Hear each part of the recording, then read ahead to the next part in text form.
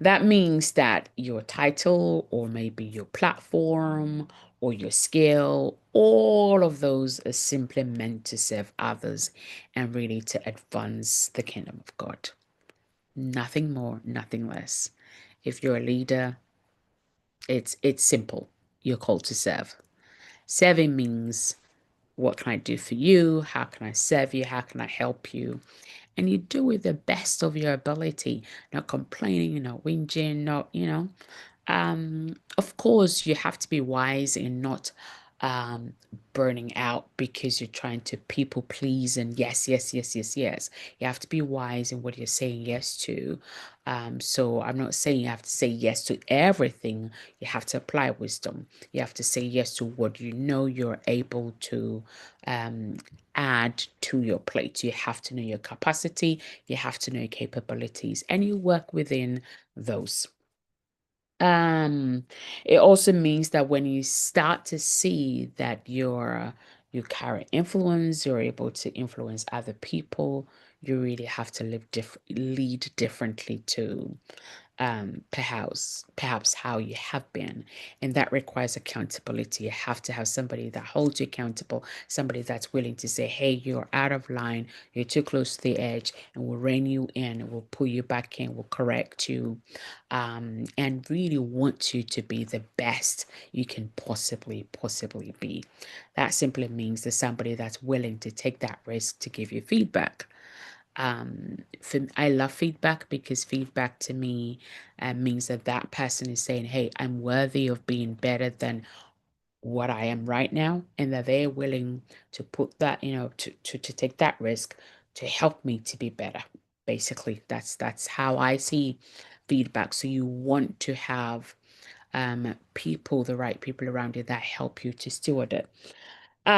So a reflection question for you is this week, the rest of this week, today is Wednesday, so this Thursday, Friday, Saturday, Sunday, and then we start, Monday again.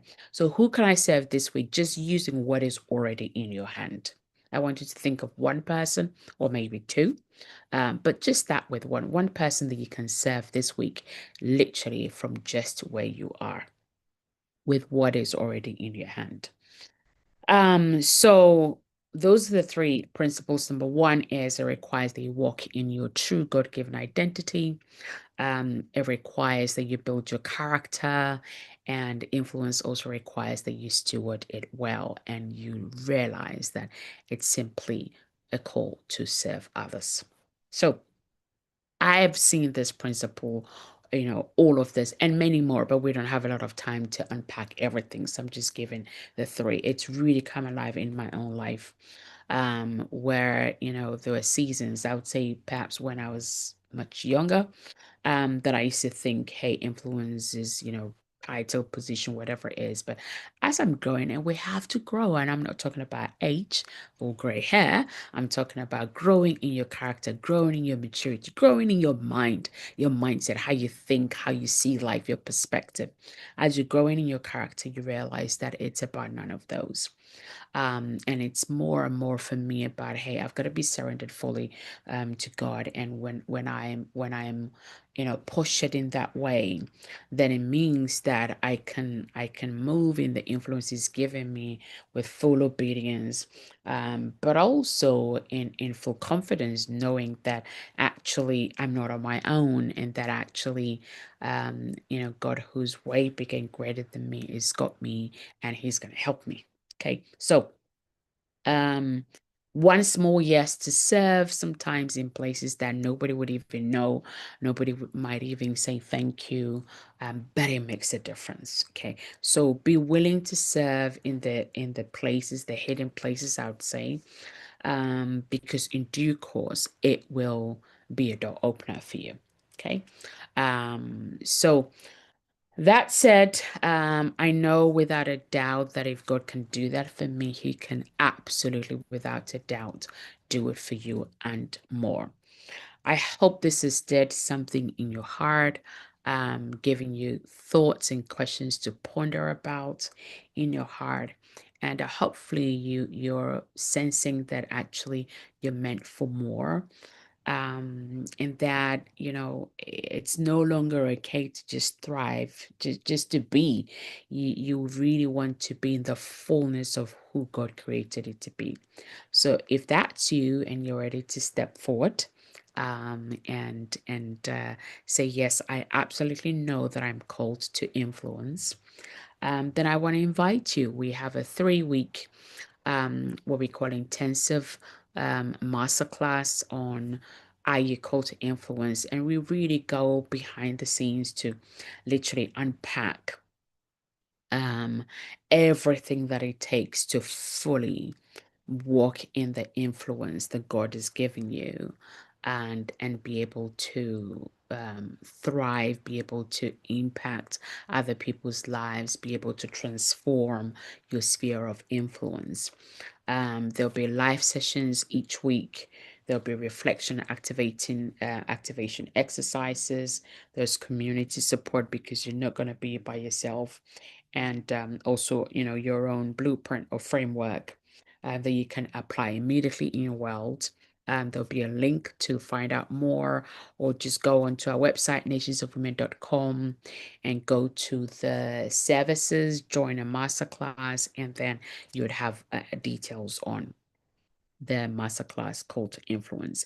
It really is designed to be very practical, accessible, but also really helping you to connect, deeply to who God says you are, because it's very, very important to know who God says you are, from your identity perspective. And also from there helps you to take that journey that will help you to see yourself how God sees you, that indeed truly you are a person of influence. So don't delay, be obedient. Delayed obedience is still disobedience, by the way. And I really believe that it's time for us to rise and lead. And between now and the end of the year, we have to put actionable legs on the things that God asks us to do this year. That was instruction we had from our, word of the Lord this year. It's a year for taking action. And so everything that that you're meant to do this year, you're meant to have done this year. We don't have a lot of time left, but there is still time to put actionable legs on it. So that's it from me. This has been my very first time of being live on all the platforms at the same time. But I don't know if there's any questions for us. I would love to take some questions, and then we can wrap up and say goodbye to each other. So back to you, Libo. Wow, wow. Thank you so much, Dr. Tina, for such wisdom, for pouring into us, really. And I think for many of us, we know that we are called to influence. As just getting the work done that seems to, be a challenge. So I'm very looking forward to, the master classes, those 3 sessions, really to unpack further. I think the real conversations continues on the 26th of November, and I'm looking forward to the conversation. And I think one of the questions I think I had was in terms of, but I think you already touched on it in terms of where can people get more information to be able to register for the follow-up sessions. I think for me, I'm really going to sign up because that's an area of my life where I think I need to focus on. So really, thank you so much. In terms of the questions on the different social media, I know that we had a lag in terms of the YouTube, so I think the questions will probably follow later when people catch up in terms of this conversation. But I just wanted to ask you, Dr. Tina, how do you do it? I mean, especially I listen to the podcast almost on a weekly basis, and some of the wisdom that you churn out, And I'm like, every week, every week, it's something that blows my mind. And I'm like, how do you manage to just be so on point in terms of this journey, especially, as women leaders? There's so many things that we are faced with on a daily basis, but week in and week out, you come through and you are able to pour into us. How do you do it, Dr. Tina? Well, first of all, it's not easy. I would lie if I said it's easy. It's not easy. Most of the times it's, I shared during the conversation that sometimes we all have fear, sometimes we all have doubts. But I call them thought bombs. You have different thoughts that just comes bombarding you, trying to wear you out, break you down, or bring doubt, and you really just have to push through. So when I'm you know times where it's like, oh man, this is really really hard, I have very good friends that reach out, say, hey, talk to me, like this is it, and they'll listen quietly, and then they just maybe just ask me one question, two questions, that then helps me to actually reframe my mind and readjust my perspective, if you will. Having said that, it's the other side of that is planning, because failing to plan is planning to fail. So I love to plan things the whole year. This year, the focus God had given us was taking action. Now, if you're taking action, how do you take sustained action from January to December? It requires that you build momentum and you maintain momentum. So even our summit was all teaching and focused on how are we going to build momentum, how we sustain momentum. That requires planning. So we already planned every quarter, every month, every week. But it doesn't mean that it makes it any easier. And then also have people around you that are actually better than you. There's this quote that if you're the smartest in the room, you're in the wrong room. I never want to be the smartest in the room. So I have other people around me that are way, way, way better at doing things than me. Like yourself, you're way better than this at doing this than me. I'm not going to force myself, so I've got to do it. No, I've got to be able and willing to actually trust that, hey, this person is in my life, this person is working with me or doing this with me because they're capable, they're able, they're talented, and you just trust them and you let people fly and let people flourish in what they're called to do. And then I just stay in my lane. So I like to stay in my lane. I like to trust that people are capable, and I'm there for support, but never from the mindset of I know it all. My mom would always say, Tina, if you pay enough attention to a fool, you will still learn something. So my mindset is always there is I always have an opportunity to learn something from someone. So that's that. And then ask for help. Ask for help, ask for help, ask for help. We're never above asking for help. Not asking for help is pride, it's ego, and it'll kill you.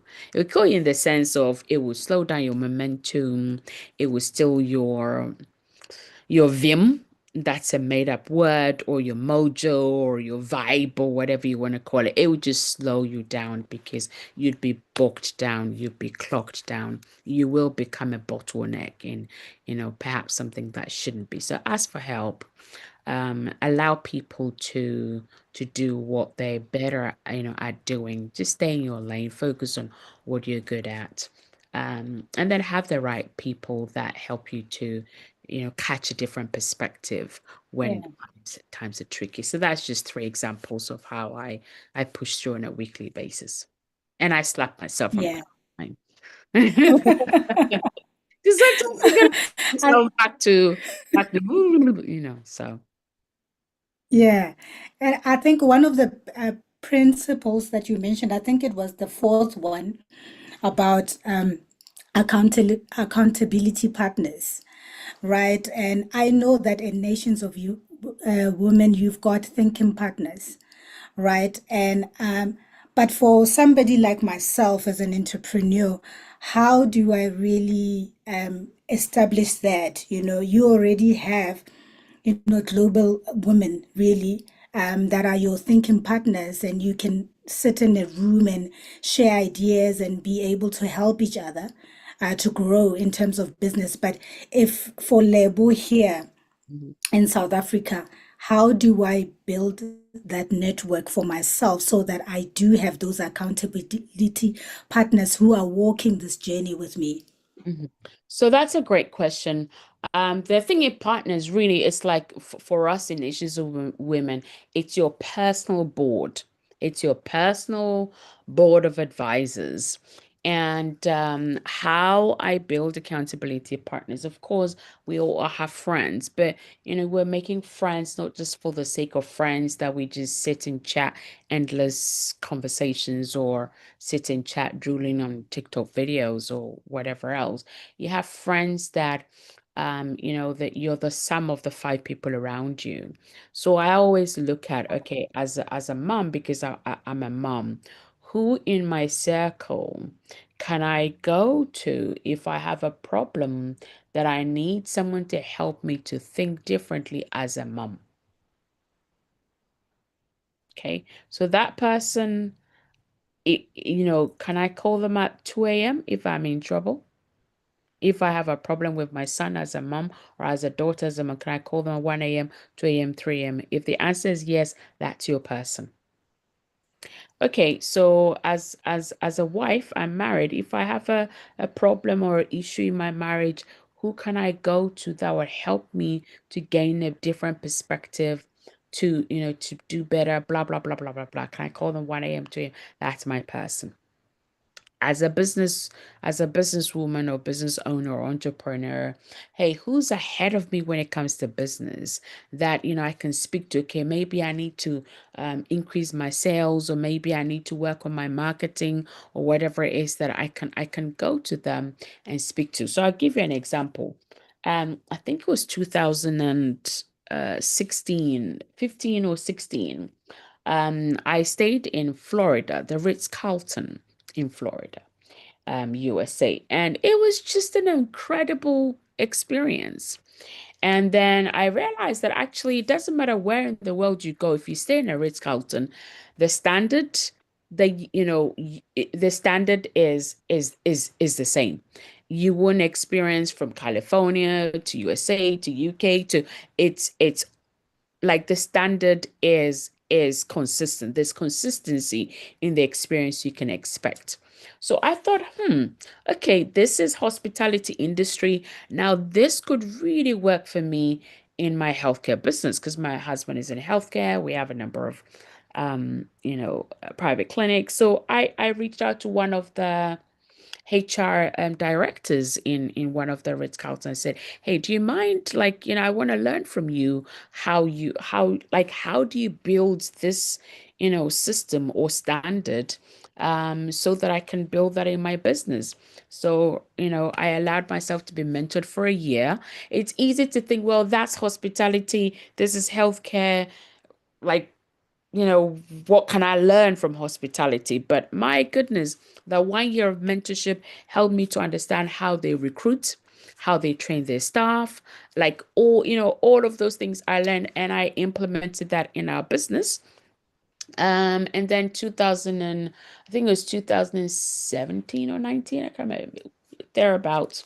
We became the best, what do you call it, small business in all of London for customer experience because I learned from the HR director in Ritz-Carlton how they do it. And then I implemented that. So from in business, you can learn from anyone.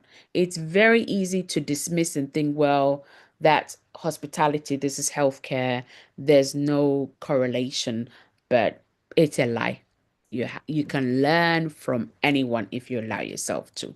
So people like that, they're busy. Obviously, I can't call them every month, every week. Oh, this, but I check in twice a year.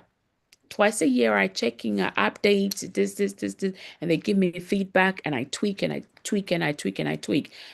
From then till now, it doesn't matter whether I'm in clinic, my husband's in clinic, or any of our team members, the standard you'd expect from front of house is exactly the same, this consistency. So again, you can look at different areas of your life. You know, you're as a woman, maybe as a mom, as a married person, as a business owner. You choose your finances, your health, whatever it is, and have people that can hold you accountable. And if you can't find anyone, find a child and tell them, hey, can you make sure I do this? I promise you, they will hold you accountable because they have you done that? You said you're going to do that. Have you done that? So find a child, find a 7-year-old, 8-year-old, 10-year-old, tell them, I'll pay you, I don't know, $1, $2, what I'll pay you ice cream. If you make sure I do this by such and such, that's the best accountability you can get. Children never fail. They'll tell you as it is.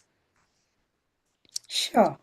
That's amazing, Dr. Tina. What I'm really learning is that no one is really too old to learn. We can all learn from each other, and I think for me, I've been really blessed by this conversation, and I hope those that are watching us. I saw a couple of greetings in LinkedIn of people say, "Hey, Dr. Tina, we are watching you." So I hope to all people who are watching us on Facebook, on LinkedIn, on YouTube, there will be a link. We will pin a link in the comments where you will be able to register for the upcoming master classes. The first one starts on the 26th of November, which is like in 2 weeks' time. So please do go to the website, as Dr. Tina has already mentioned. All the information is there about these master classes, what you can get to expect. So sign up and be bold and finish this year strong. So from all of us here, thank you so much once again for joining us. Be sure to follow us on the various social media platforms, as that Nations of Women throughout all the platforms. So until then, keep leading, keep influencing, and remember, your calling deserves courage.